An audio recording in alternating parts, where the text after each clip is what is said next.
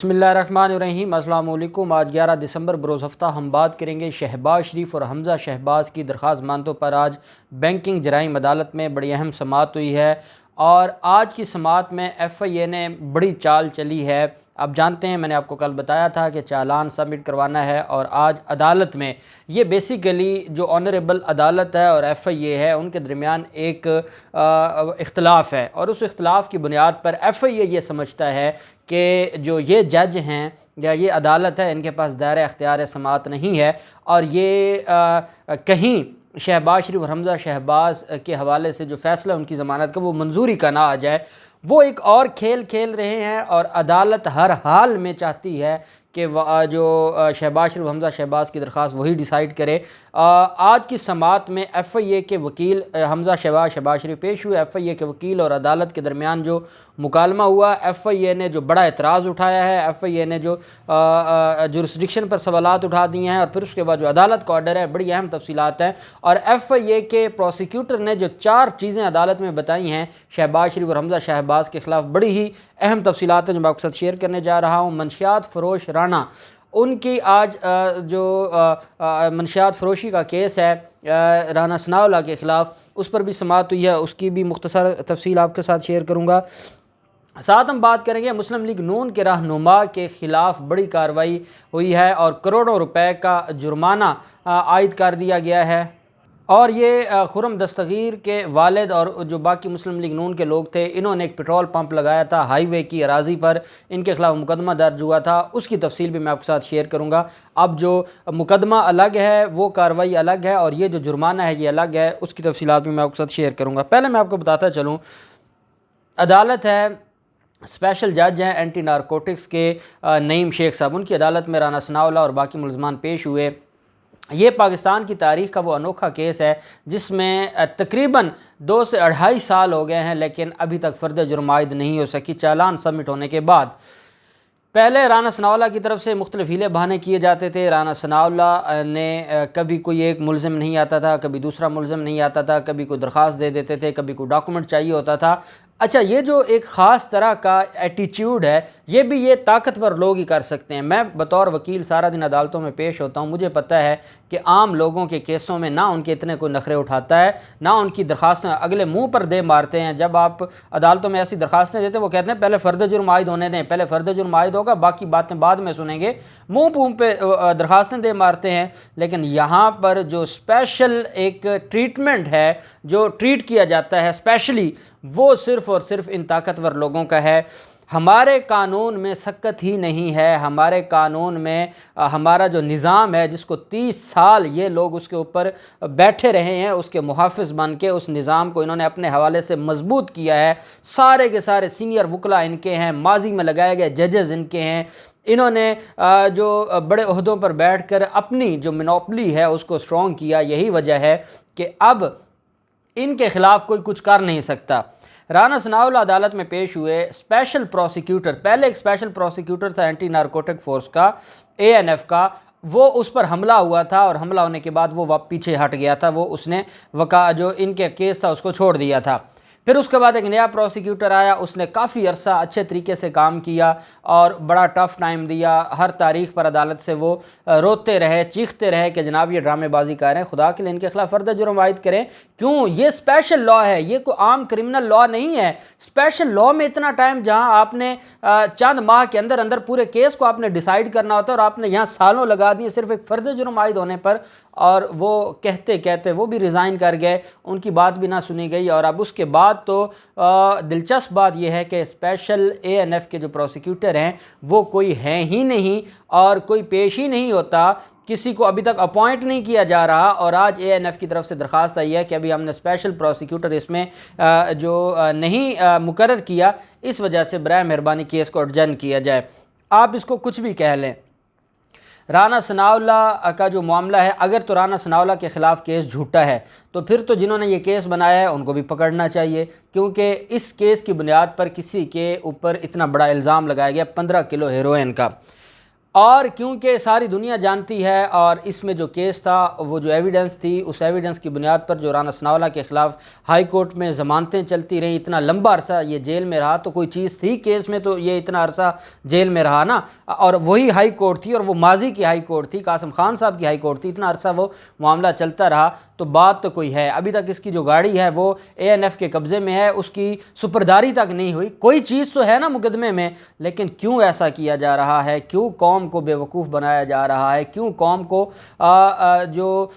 یہ دکھایا جا رہا ہے کہ یہ نظام اتنا کمزور ہے، اتنا نالائق اور نکھٹو نظام ہے کہ یہ ان طاقتور لوگوں کے خلاف کچھ نہیں کر سکتا۔ عدالت نے جو پروسیکیوٹر ہیں، عدالت نے نہیں فرمایا کہ ایک دن میں پروسیکیوٹر مقرر کریں، عدالت نے نہیں جو اے این ایف کے جو ڈائریکٹر ہیں ان کو کوئی خط لکھا، کوئی شوکاز جاری کیا کہ یہ کیا تماشا ہے۔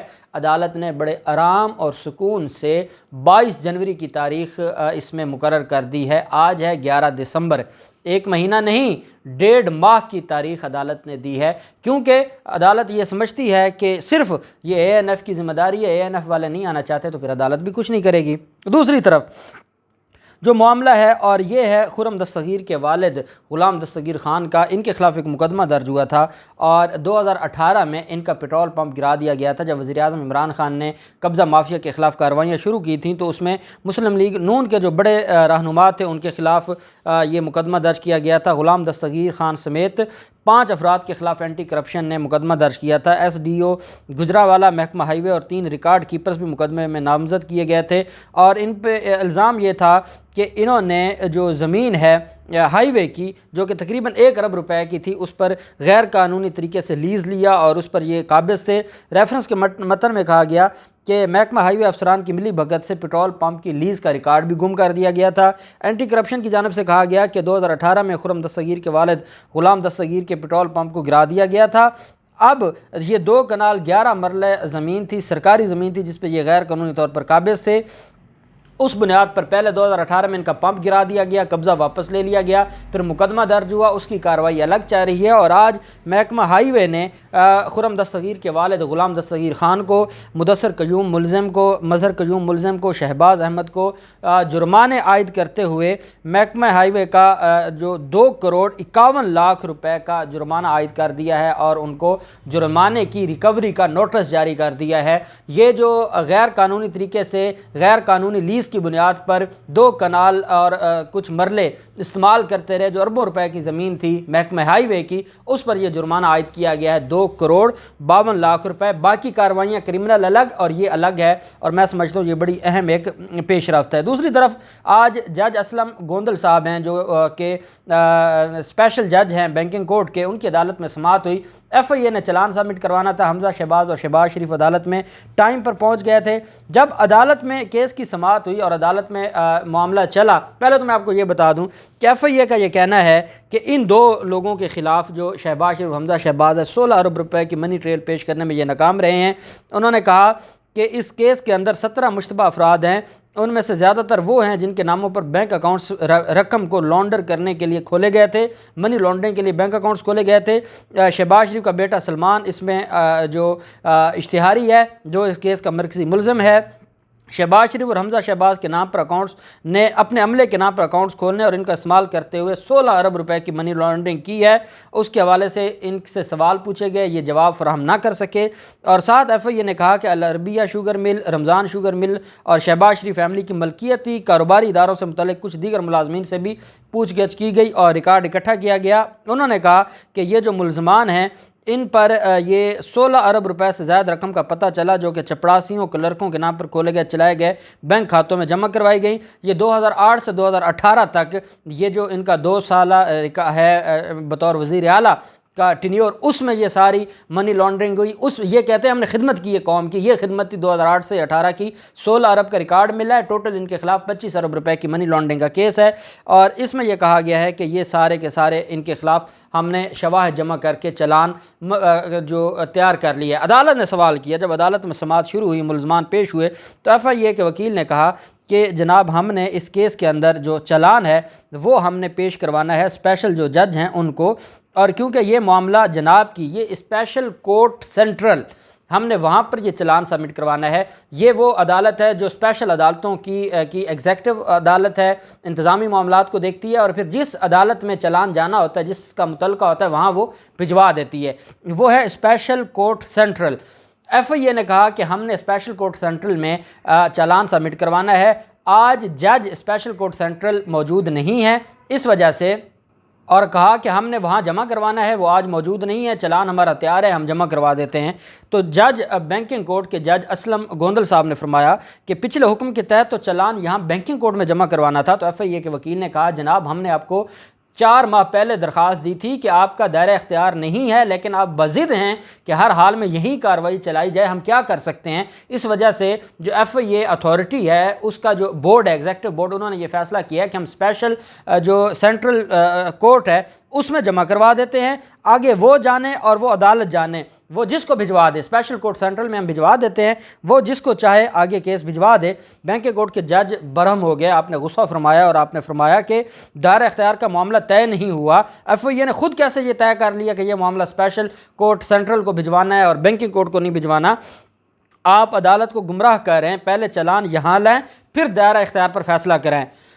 ایف آئی اے کے پروسیکیوٹر نے کہا جناب آپ پہلے ہماری جو درخواست ہے ہم اس کے اوپر بحث کر چکے ہیں، سوموار کے دن اس کا فیصلہ فرما دیں اور پھر ہم چلان سبمٹ کروا دیں گے۔ انہوں نے کہا نہیں نہیں نہیں، پہلے آپ چلان سبمٹ کروائیں گے پھر آگے فیصلہ ہوگا اور پھر ہم دیکھیں گے کہ یہ معاملہ کس کے پاس جانا ہے۔ میں اب آپ کو بطور وکیل 2 چیزیں بتاؤں گا۔ ایک تو قانون کے طالب علم ہونے کے ناطے یہ عبوری ضمانت کا کیس ہے، عبوری ضمانت کا چلان کے ساتھ کوئی تعلق نہیں ہوتا۔